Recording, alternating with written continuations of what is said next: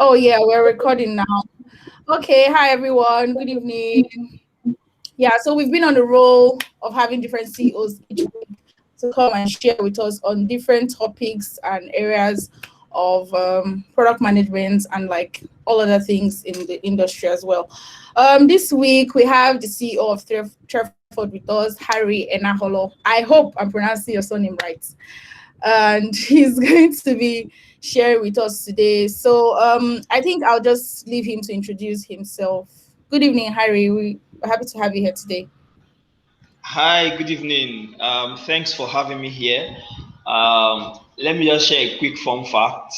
So it's interesting that despite building a platform, seemingly growing platform like Trefford, I'm not sure I've ever taken a session at any Trefford bootcamp or any Trefford masterclass before. So this is like my first this is the first time I'm actually coming out to talk in over a year.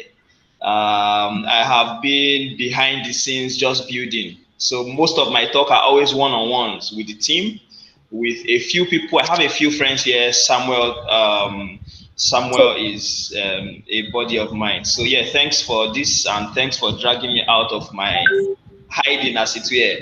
So yeah, I hope it's going to be fun and I hope we learn a lot in the Yeah, process too. yeah, me too. Thank you so much. So normally we just get right to it, and then when you're done sharing, if we have Yeah. enough time, we take as much questions as we can before All 8 right. p.m. on the dot. So yeah, All right. let's go. Let's go. All right, that's fine. So I'm going to try to share my screen now. Um,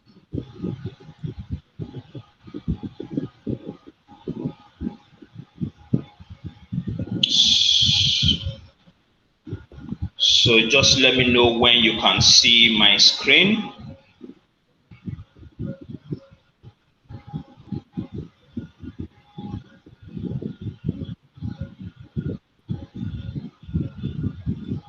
I can see now. I don't know about others. Please, Oh, if you can see Harry's screen, can you just maybe indicate or say something so we know that you can see the screen, please? Yes, you can see the screen.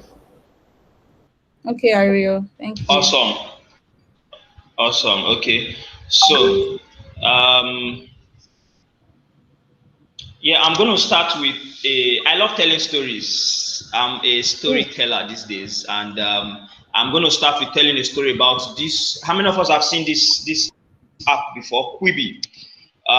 So Quibi is a streaming platform that was meant to rival the likes of Netflix, Disney Plus, Hulu, and the likes. So the whole idea behind Quibi is to build a mobile-only streaming platform where you can stream series, you can stream shows. But this time, the whole concept of Quibi was, in fact, the Quibi means quick bites. So, like a combination of words from a wordplay with quick bites. So, the idea is instead of watching series in 40 minutes, 1 hour, like you do on Netflix, um, you can now watch these things in a shorter form, in just a very short form of 10 minutes, 5 minutes, 3 minutes, watching premium content, but in very, very short form. And it was led by or co-founded by two veterans in the industry, Jeffrey Katzenberg, who used to be chairman of Disney, and also Meg Whitman, who is like one of the most established CEOs in the tech space. I'm a bit of a tech historian, so you bear with me. I'm going to reference a lot of tech histories, and product histories while doing this. And they had a war chest of $1.75 billion in funding even before they started at all. Yes, and they signed on a lot of all the people you see on this screen are people they already signed on before even launching the product. They all had their shows. Kevin Hart had the show. So many top celebrities. They launched in the midst of COVID, and after 6 months, Quibi shut down. How can you have a funding of 1.75 billion? That is like the whole funding for the entire startup in Africa, and for just one product, and you still have to shut down in 6 months. They came out with prognosis saying that Quibi, the assumptions they had while building Quibi turned out wrong, and as a result, they had low traction in the process. So the revenue projection with Quibi, you subscribe, you pay $5 per month to watch all this content and all of that. They had so many awesome features, like first of its kind features on this product. And after 6 months, they shut the whole thing down. The next example is Zoto. How many of us know Zoto? How many of us have heard of Zoto? So Zoto was a very popular product in Nigeria around 2016, 2015, 2016-ish, if I'm right. And what Zoto is basically a virtual top-up platform. With Zoto, you can recharge airtime across different networks, and they position themselves as the fastest way to recharge airtime in Nigeria. But the caveat was how Zoto actually went about executing. So Zoto they did the biggest giveaway I've probably ever seen in the Nigerian product space. I'm sure some of us probably benefited from that giveaway at that time. So if you create a Zoto account, you get as much as maybe 500 to 1,000 naira airtime to make calls. And if you recommend Zoto to someone and the person actually uses your referral link, you also get like additional 1,000 naira airtime. It was a massive giveaway. And within a year, they had over 1 million users, like for Zoto. But 1 year after or 2 years after, the whole Zoto app shut down. How do you acquire over 1 million users for a product in less than a year and shut down like a year after? Like you acquire, they got some huge funding that they use in rolling out this giveaway, adopted so many users, and they shut down just 1-2 years after. These were very curious cases of business models for products that went wrong and led to an entire shutdown of a product that a lot of people were really looking forward to initially. So that's how I would like to introduce myself. And before we get into the session proper, a quick introduction about myself. I'm Harry Enaholo. I am the co-founder and CEO of Trefford. Trefford is an edtech startup focused on helping more Africans build tech careers, or helping more people even in the tech space, helping more people transition into tech space in Africa more seamlessly. And we've done this by creating premium learning content across career paths like product management, product marketing, product design, and many more upcoming career paths in tech for people. Basically, my journey in tech started from my school days. I actually studied electronic and electrical engineering in OAU. If there are OAU people in this meeting, you can represent OAU. Yeah. So my journey in tech has started from like 2014, or let me say 2013, and while still being a student. But it has given me experience across multiple parts, like starting with HR. I did a lot of technical recruiting at the early days of my career, operations, helping startups do day-to-day running, business development, project management, products. Yeah, and I've also served as chief operations officer, and also currently I'm a builder. Yeah, building startups and products in the African space. And I think one of them, which is probably out there right now, is Trefford. And the hope is to build a few more to help more Africans drive digital inclusion across different sectors. But my core interest is fintech and edtech. Yeah, and yeah, those are few other informations about me. So yes, after creating that curiosity, now let's go into the proper discussion. So understanding business models for products. I would love, first of all, like to start with products. We are in the product era. It's a huge product boom. We have more people trying to build careers in product management. We have more companies building products. On this slide, you would see a cluster of fintech products just in Lagos alone, not even Nigeria or Africa. And there is like almost a daily launch of new product across Africa, across sectors like fintech, logistics, edtech, e-commerce, health. I'm sure most people here are either building their own product or are actually product managers, early stage product managers, mid-level product managers, and yeah, at times we might be honored to have senior level product managers in meetings. If we have any of them here, a quick shout out to them. So yeah, basically, why building products, why trying to understand the process of building products, building careers as product managers, we have a lot of highs. Getting your first product management role is a huge high. You see the ton of retweets you get on Twitter when you come and share your journey as a product manager, landing your first product role in a tech startup in Nigeria, in Africa, or remotely across maybe any other country. Launching your first product is a huge feat. When you share this news on any platform, it gets a ton of retweets, it gets a ton of reactions on LinkedIn. Seeing your product scale is another huge high while building products. Funding is probably, you can see the picture I have here on this slide. That's a picture of a unicorn. We have more startups now aspiring to become unicorns in Africa, and that is not really a bad aspiration. There are going to be more unicorns in the next, I'm sure before the end of the year, we are probably going to have a few more announcements about more startups from Nigeria and from Africa that are now unicorns. In the past few months, we have Cheaper Cash, we have Flutterwave, who are now unicorns in the African startup space. And I think in total we have about 5 unicorns. Yeah, these are highs anyway. And we have the lows of products, discontinuing product development for 1 or 2 reasons, sunsetting a product, that's shutting operations down on a product totally for a few reasons, then building a product, launching a product and not even seeing any traction at all. That can be devastating, really, really, really devastating. And I'm just curious, do we have people here who have been on, like, who have had to experience any of this before? You were part of a team building a product and you had to even discontinue development before launching. Has anyone had this experience before here?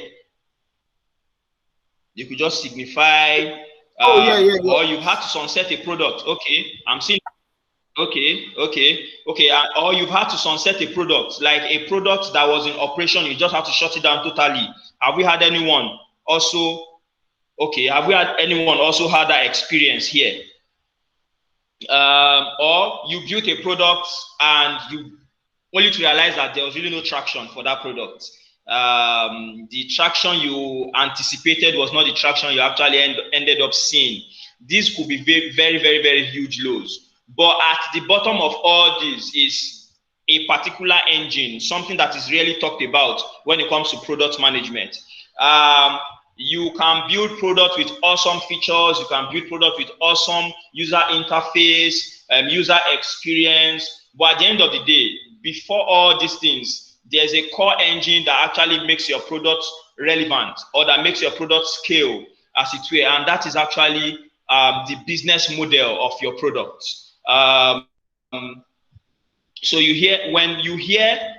So what exactly is business model? A lot of times you hear about business model in question format. It doesn't really come as so much of a definition per se. When people want to know about the business model behind your product, they ask you questions like, so how do you make money from this product you just built? How is this product going to scale? What is your competitive advantage? Who are your ideal customers? So whenever you hear questions like this, what they are really asking about that product is, so what is the business model for this thing you are building? So what it really means is, when you hear business model, basically you are hearing questions around monetization, scaling, your competitive advantage. How are you exactly positioned to do what you want to do in this market? how do you intend to reach your customers? Who are those customers in the first place? So when you have a clear path, when you have a clear framework that is clearly stating these things out, then you actually have a business model for your product. And there are some common business models around products. I'm sure what I'm going to do now is I'm going to try to explain a few of these models, and I expect the participants to, I just expect us to share a few examples of product across these sectors, because I'm sure there are really, really smart, awesome people who are building stuff in this session. So the first is B2C, business to customer. So a product being built by a business meant to serve like an end user, that end user being like just a customer, like an individual. So these products serve like everyday people, for the want of words. There are a ton of products like this. You are using these products every other day. So these products can be categorized as B2C products generally. So can someone give me like some examples of a B2C product? Oh, B2C you have products. Can someone? You have your Jumia, your Konga. Awesome. Awesome. Jumia, Konga. Can we have a few more examples in the house for B2C products? WhatsApp. What about WhatsApp? Yes. Facebook. WhatsApp, that's a perfect example of a B2C product. It's something that everyone uses. Then we have a B2B product. For your B2B product, it's a business-to-business product, a product built to serve businesses. And there are a ton of them in Nigeria, there are a ton of them globally. So can we share can people give me some examples of products that are actually B2B products built by businesses to serve other businesses? Mono. Bank One. Mono, awesome. Yeah, Stripe. Bank One, awesome. Yeah, Stripe as well. Yes, I like the way we are awesome. I like the way we are making it. We share examples, global examples. We share examples in Nigeria or Africa. So that's a really good one. That's a really, really good one. We have P2P. The P2P model is a peer-to-peer model where you have maybe the common space where this is being used is the lending space. So you have a peer-to-peer lending platform where people can actually invest in a platform where other people can actually get loans and pay back with certain interests. And people who actually are investing in these platforms, they get returns plus returns on investment. So you mostly hear this as P2P lending. I think that's like the most common use case. So a peer-to-peer platform that brings a particular person to provide service for someone else. So can anyone give like examples of this? So you have your Abeg, P2P lending platforms. You have your Abeg, yes. They do a bit of P2P. Then you have your normal your Gigi. Your Gigi, they do P2P, but not P2P lending, but they do P2P whereby marketplace kind of thing. Then you have your Bitcoin awesome. kind of frenzy and everything. That's your bundle and then awesome. Man, this guy, you're already becoming overall best in class already. That's awesome. That's really, really awesome. That is Chukuno so Ikenwa. That's really cool. Well done. Then you have B2B2C. I shared a few examples there, but your B2B2C products, they serve businesses and at the same time they can serve customers. So it's like platforms that serve both parties. They are built to serve both businesses and just individuals. So you can, as an individual, you can use this platform. As a business, you can also use this platform. We have like quite a number of them that are scaling in Nigeria and in Africa. Before even thinking far into like America and the rest. So can we have like a few examples for this? Paystack. Aside Spark One that I put there. OPay. Yes, Paystack. That's like one of the grand examples. Okay. Yes, OPay. These are B2B2C platforms. Yeah. I didn't hear that person. Yeah, I said bumper. Yes, yes, bumper. Awesome. Yes, bumper is an amazing product, being built by a friend of mine, Kelvin, and yes, it's a product to watch out for. And you also have marketplace model. So the marketplace model, the way the marketplace model works is such that you build a platform where people who offer certain services can actually come and display their service for people to use. So you are creating the platform where they can render their service. A good example is places like Jumia, places like Konga, where people actually now, it's more like you are building a shopping complex where people own different stores where they sell things. But think of this online now. You are creating an online shopping complex where people can actually come and shop. So there are the same way you have people having to pay rent and things like that in physical stores. There's a model where people who are getting space in your online shopping, in your online marketplace now, they have certain fees they have to pay to actually enjoy the services you are offering them to sell their products on your platform or on your marketplace. Then you have aggregator model. Aggregator model kind of mirrors marketplace, only that it's a more controlled version of marketplace. So for your aggregator model, you are not just creating a marketplace for people to come and shop. You are creating let me say, you are creating something like a place where even the people who are coming to sell things on your platform or render certain services on your platform, there's a stricter form of arrangement that mirrors an employer-employee relationship. It might not be a direct employer-employee relationship, but there's something as close to that as possible in place. And the reason is because you want to control the quality of whatever it is you are rendering. And good examples of this, a good example of this is Uber, Taxi, and Bolt. These platforms are aggregator models. What they are doing is they are aggregating. Uber is like an aggregator platform for drivers, but they have like there's an arrangement on ground already between Uber and these drivers that spells out the contractual relationship that they share.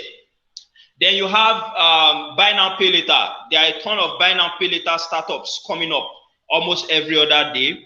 At the moment, it's a huge market opportunity because there are more working class people who can actually afford to pay back in the long term. But they might not have that cumulative cash to buy that thing immediately, but they might need that thing. So why not just create a platform where they can buy now and now pay later with certain interest? Then there's the ecosystem model. The ecosystem model is like you building out a suite of products that are interconnected. This particular product feeds into this feeds into that. A good example is what the likes of Apple, the likes of Microsoft, the likes of Google are doing. We are actually having this meeting because of the possibility of ecosystem. We are using Google Meet for this meeting. While I clicked on I use Google Slides. I use Google to prepare my slide. I prepared it to Google Slides. And all I needed to do was just to click on share with like an ongoing meeting. And from that screen, I could easily share everything I was doing or my slides with this meeting. So that's an ecosystem model. You now building out a range of products that now starts connecting with each other. And the whole idea is to keep your customers or keep your users within your ecosystem. So they don't have to now start going out to use other products in other ecosystem. Let me give a good example of this. Apple is doing something like this at the moment. Apple did a product launch recently. And in one of the announcements they made was the fact that they are launching a link now for FaceTime. So the same way you have link for Google Meet, you will now start having link for FaceTime. And what that will do is you can now set up meetings with Google Meet. across multiple platforms, with FaceTime across multiple platforms. The same way you set up meeting with Zoom, the same way you set up meeting with Google Meet. So the idea is now Apple has a range of products within their ecosystem. They have an app store, they have iTunes, they have Apple Plus even for movies, for guys who are streaming movies. They have their own ecosystem even for games. So they have so many things. They have across so many platforms: mobile, tab, computer. Now, if there are there are over a billion people within the Apple ecosystem already, why not create things that will make them stay more, as against going to use even other things? They already have a use case for FaceTime already. People use FaceTime a whole lot. And why don't we just now extend the use case for FaceTime by creating a link where people can now use this link to actually join meetings the same way they use FaceTime to have calls. So that's that. And there are a few more. So let me now go to sector-specific models for products. For fintech, you have neobanking. That's what we popularly call digital banks. And I'm sure there are quite a number of us here who use some of these digital banks. Kuda. I'm sure quite a number of people use Kuda here. We have Sparkle, we have Braz, we have VBank, we have Telda. Telda is an Egyptian. Telda is the first neobank in North Africa. And they raised a $5 million pre-seed funding recently to push this product. So you have payments. I think this is probably one of the most popular for fintech. You have people like Paystack, Flutterwave, OPay, who help you facilitate payments across your platform, across your business. You have agency banking. I'm sure quite a number of us probably work in startups doing things across these spaces. For agency banking, you have the likes of Paga, you have the likes of Kudi, you have the likes of Momo, that's MTN. So what they do is they basically just facilitate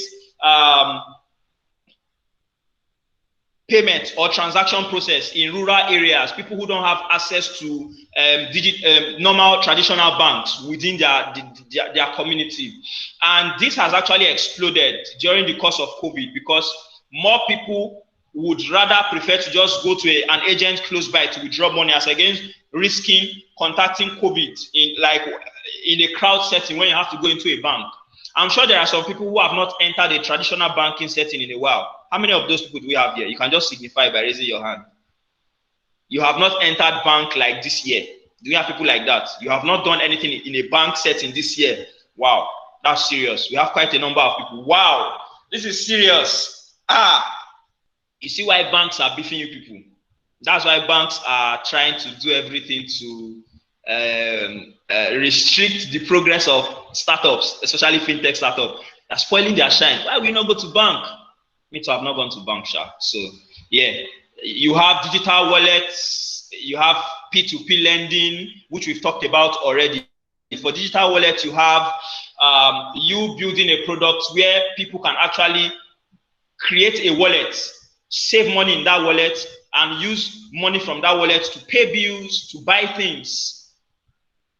So these are like some common business models in fintech space. And you have edtech. EdTech is a sector I have probably had to play. I think I have had to focus on EdTech a lot in recent times based on things I have been building or I have been part of. So you have e-learning model. The e-learning model is where you can just go online to purchase a course and learn at your own pace, self-paced. You have people like Udemy, you have ULesson. ULesson have brought their own twist to e-learning, where you actually buy like a hardware and also buy courses at the same time.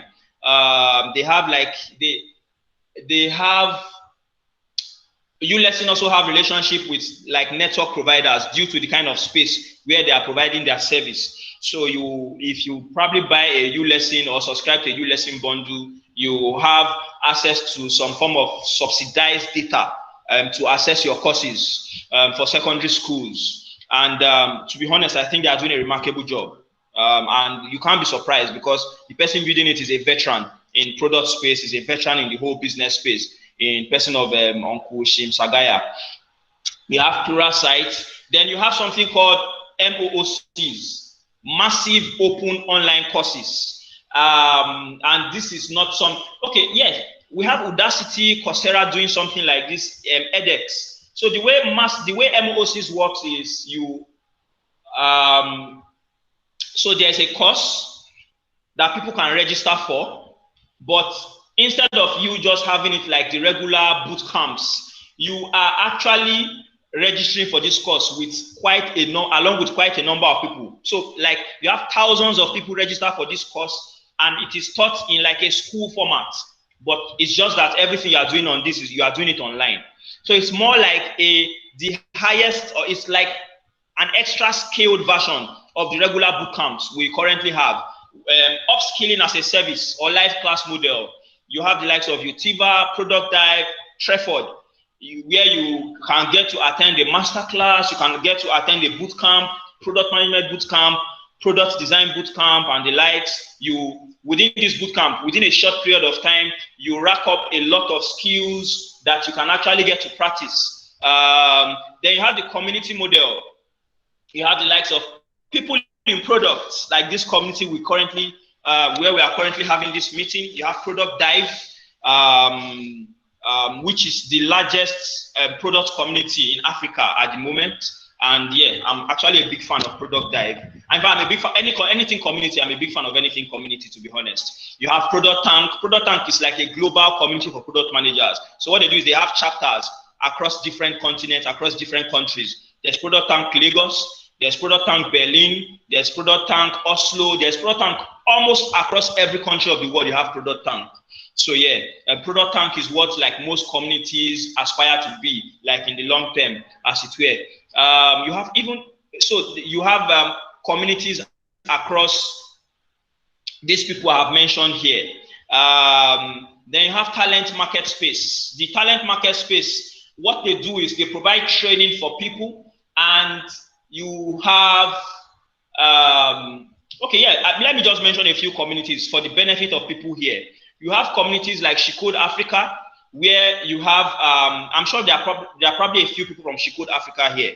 If we have any, you could raise your hand. You have communities like Tech in Hills. Tech in Hills is a women in engineering community by Trefford, where the focus is just on helping women who want to build tech careers, just helping them grow continuously, providing resources for them to keep getting better. You have talent market space, where what these people do is they train people and also have like a pipeline of talent that they can guarantee companies who are coming to recruit. So yeah, people playing in this space are the likes of Gebea, Stuten, and yeah, Andela played in this space briefly before they changed their business model. You all know that the Andela has like a different business model to what we used to know Andela as, like few years back. So yeah,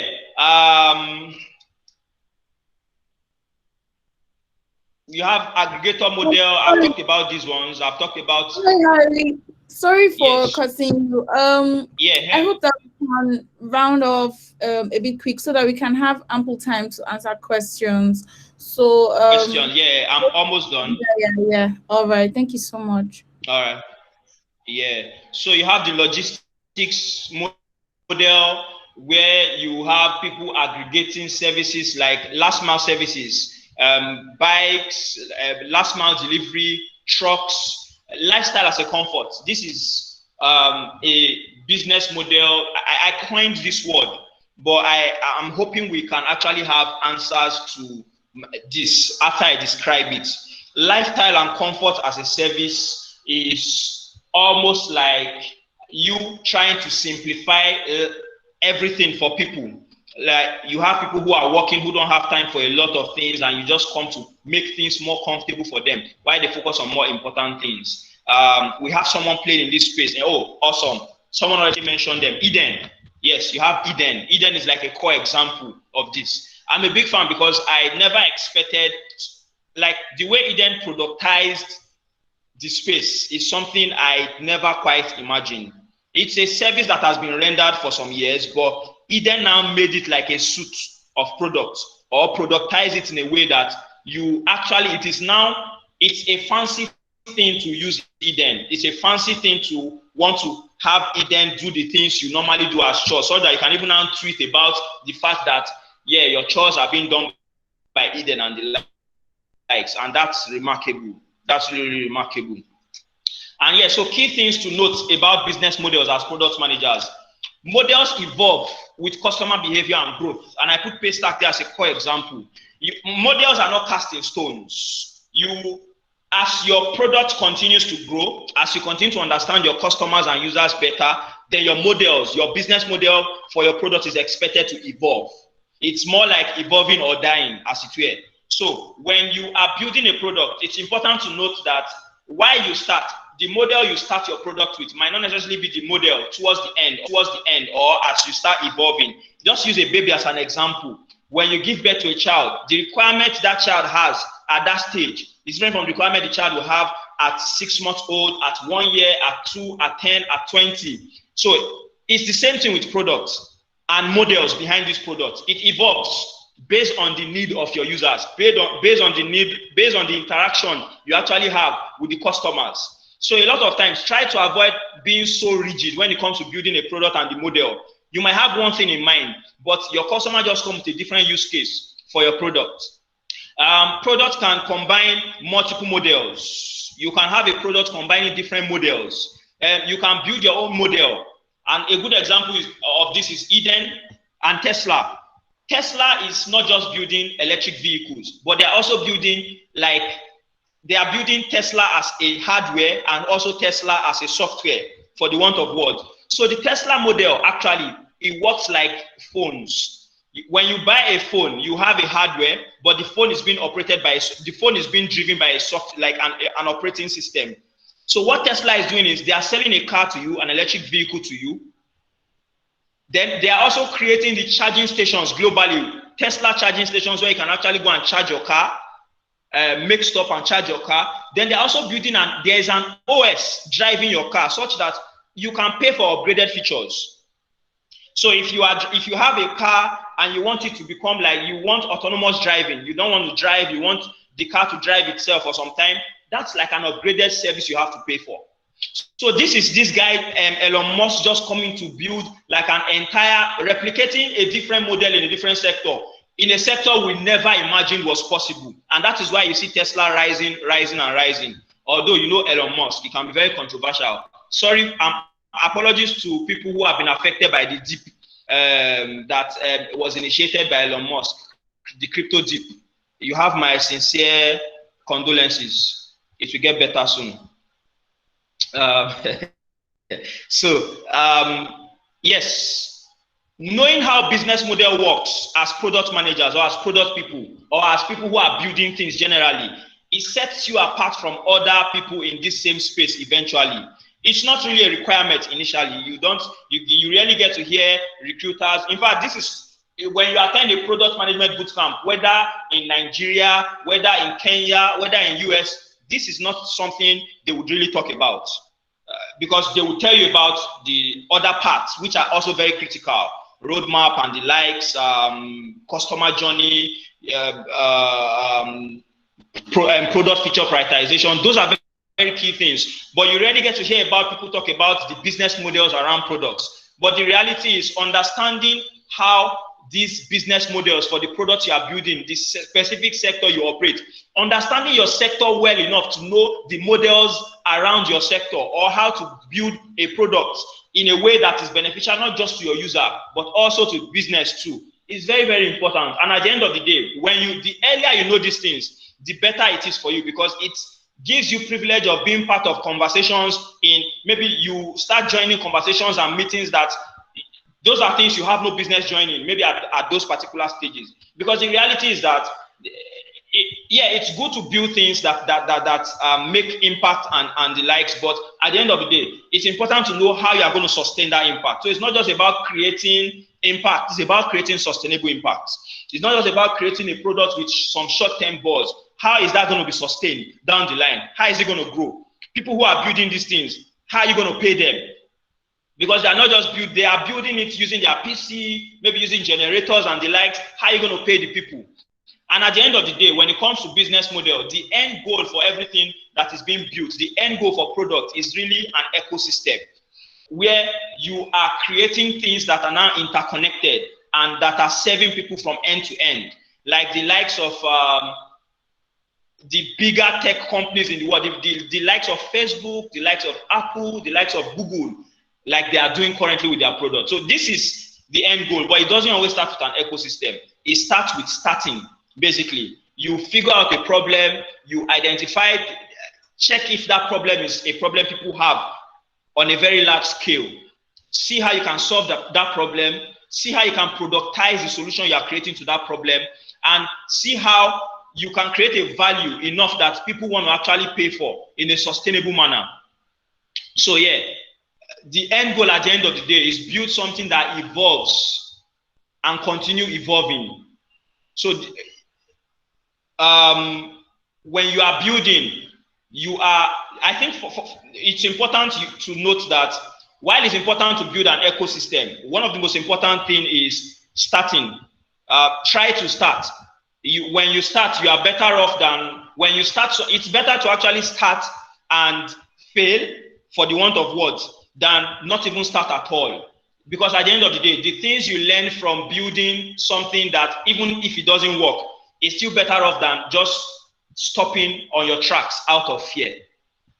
So I hope these few things have come in handy.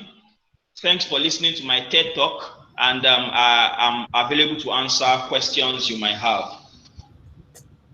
Wow, thank you very much, Harry. Thank you so much. That last slide was just amazing. And I'm sure that even if you didn't really get what was happening like from the beginning, the end part, like that particular slide, just wrapped everything up. Thank you very much. Sorry for the time. I know some people may have questions, but we just have to take a few. So if you have a question, just raise your hand. A question for Harry concerning business models for products, just raise your hand and I'll get to you. Would answer as much as we can till 8 p.m. and then maybe you can ask him separate from this platform later. His email is here, so I believe that can work. Okay, so Samuel has a question. Samuel, Toby, and Fikayo. So Samuel, you go first, then Fikayo, then also. Hi, Harry. Thank you very much. Thank you very much for the session. Pretty awesome. So I have 3 questions. Number one is I would like to shed more light on the P2P then B2B2C model. That was a little bit confusing for me. I mean, and the P2P one was confusing mainly because the Abeg was the only example that came to mind, and the B2B version was even more confusing because what's the difference between B2B2C and marketplace, right? So that's like my 2 questions bundled in one. And then the last question that I have is, at the point of deciding your business model, right? Is it the type of users that you're serving that should decide your business model, or your go-to-market strategy per se? Is that what should decide your business model? Like, how do you decide your business model? I guess that's also some of that question. In terms of, all right. Thank you. All right. So yeah, for P2P, you have a peer-to-peer platform where you are building an app or you are building a product that allows people to render like certain service or exchange certain values with other people, and they also get some form of value from it. And the most common example is platform that allows people to invest where other people can also get some form of loan. Maybe they get some form of quick loans that they can repay within a certain period of time, and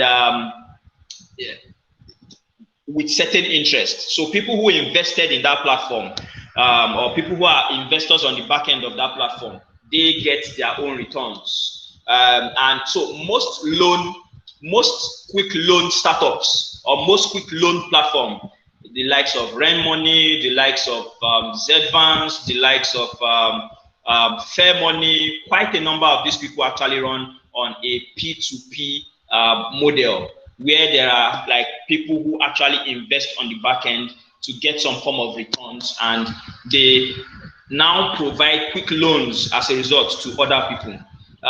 Then another question you asked is the B2B. So B2B basically is when you build a service that is just focused on servicing businesses, basically. Like the initial model or the first model, you have people like the payment gateway platforms, Paystack, Flutterwave.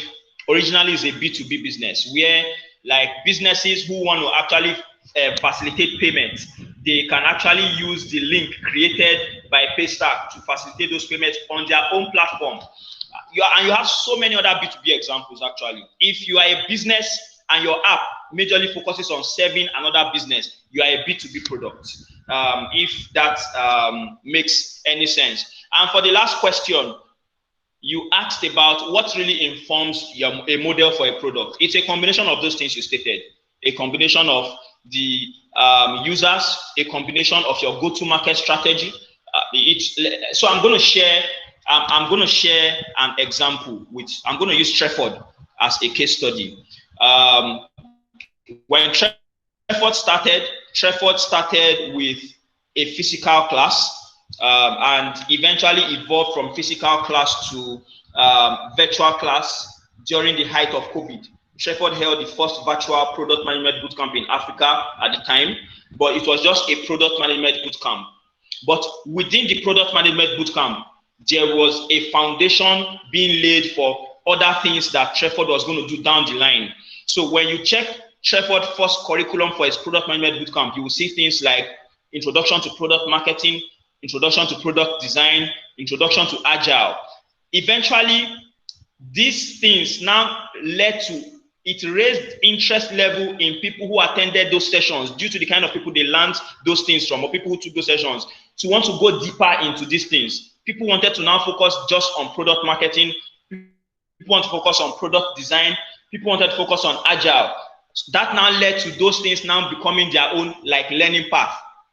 Those things now became like their own boot camps, as it were. So that's like that is a business model that is customer sensitive. You are listening to the people and you are building based on the need of the people. You are evolving along with your people. You are evolving along with your customers. But the go-to-market strategy was make this thing as accessible to people as possible.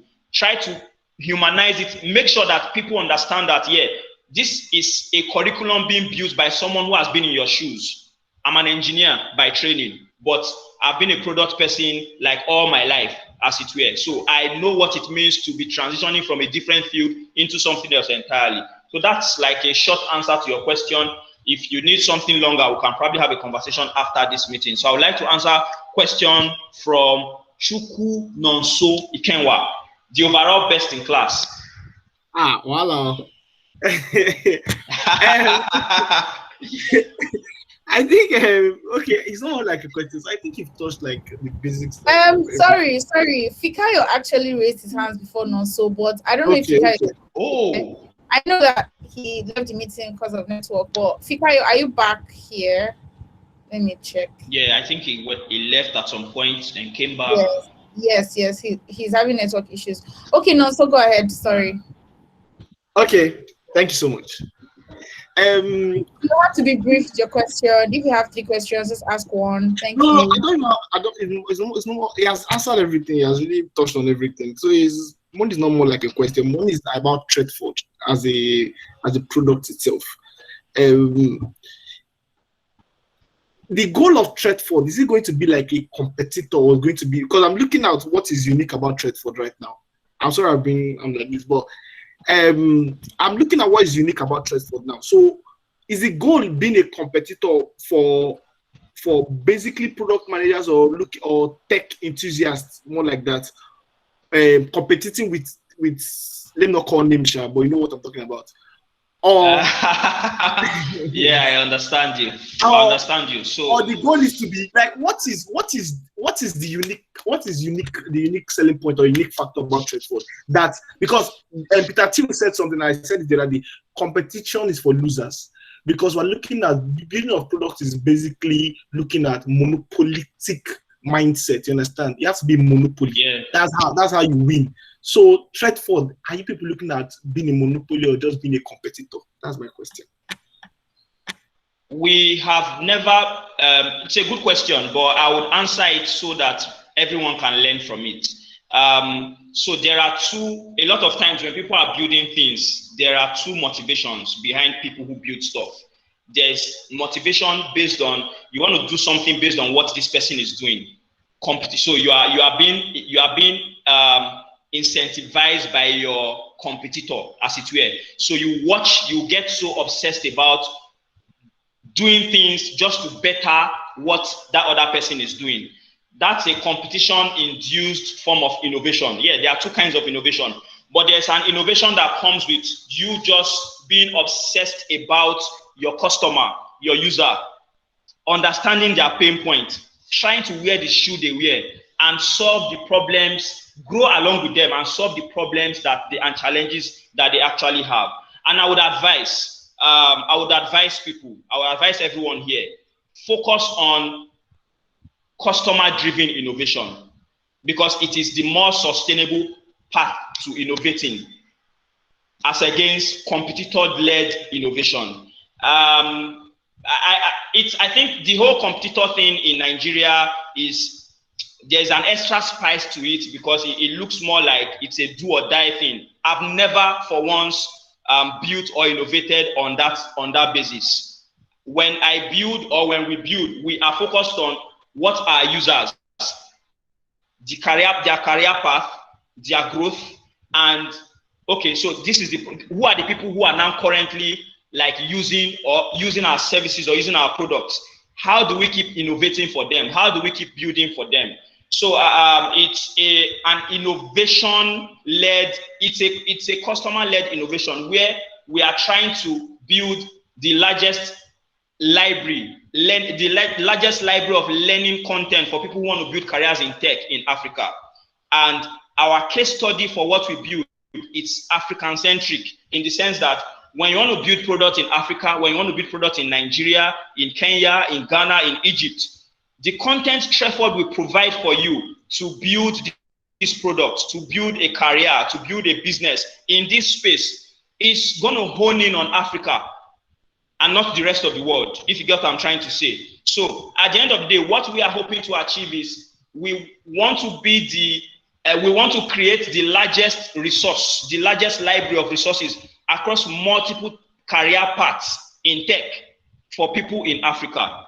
So we are not trying to do anything. We are happy. So let me tell you, I'm a big fan of Product Dive.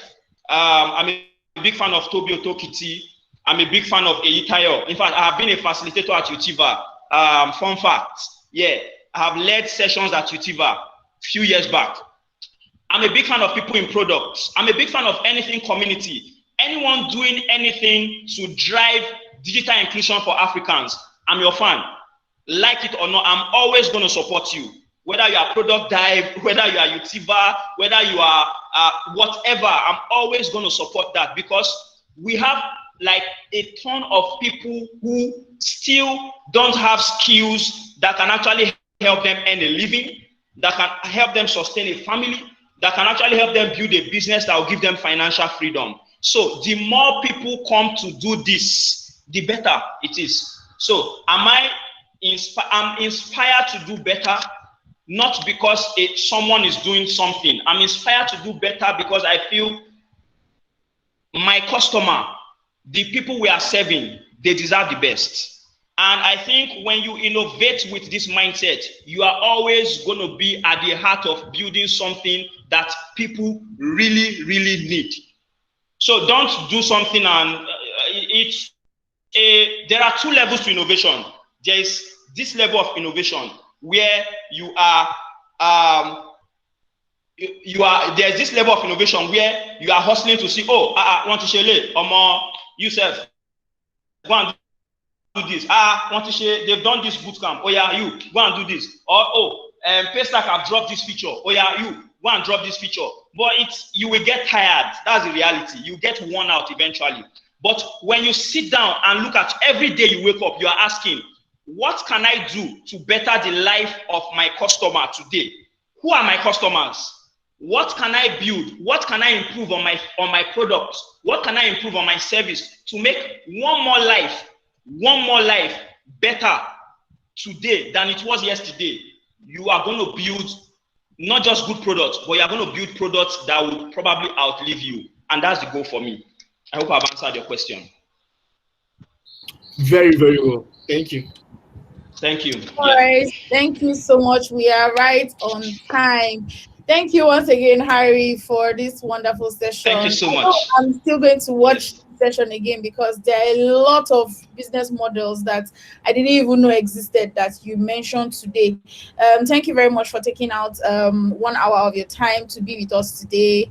We really appreciate it. And for those of us here, the recording will be made available inside the event. So after the event, you can just access this recording in the event. Just wait a few minutes and then it will be made available to you.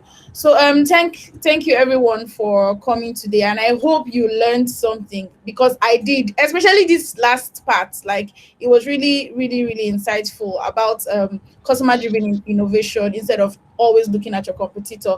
So it's 8 o'clock, so we have to end now. Thank you again, Harry. My thank yous are never enough. So thank you everyone for coming. Thank you, Princess. Thanks for having me. Yeah, thank you. Harry, thank you.